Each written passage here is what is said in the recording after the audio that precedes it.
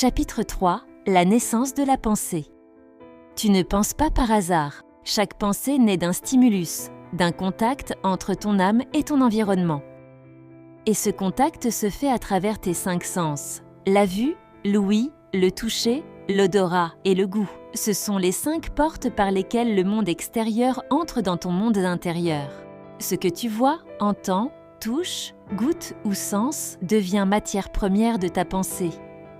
Regarde ce que dit l'Écriture. La lampe du corps, c'est l'œil.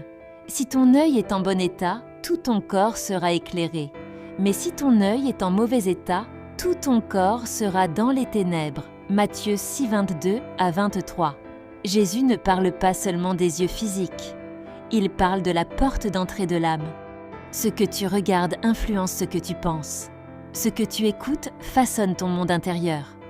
Ce que tu touches, ce que tu expérimentes dans ton corps, ce que tu sens ou goûtes, tout cela alimente le flux de tes pensées. Rien n'est neutre.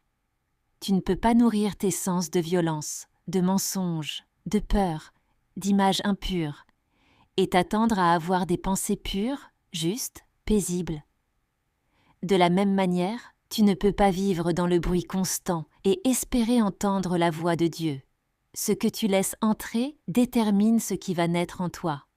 Et une fois qu'une chose est perçue, ton âme la traite, elle la juge, l'évalue, la transforme en pensée. Et cette pensée, si elle est méditée, devient un sentiment. Et ce sentiment devient une habitude. Et cette habitude devient un caractère. Et ce caractère, un destin. C'est pourquoi le début de toute transformation commence par les sens. Si tu veux purifier ton âme, commence par faire attention à ce que tu regardes, à ce que tu écoutes, à ce que tu touches.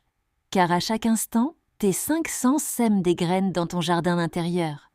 Tu es le gardien de ton âme, mais tu n'es pas ce que tu vois. Tu n'es pas ce que tu entends. Tu es ce que tu gardes de ce que tu vois.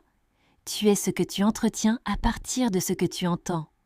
Veille sur les portes de ton âme, car chaque pensée commence par une perception. Et de chaque perception peut naître une vie, ou une chute,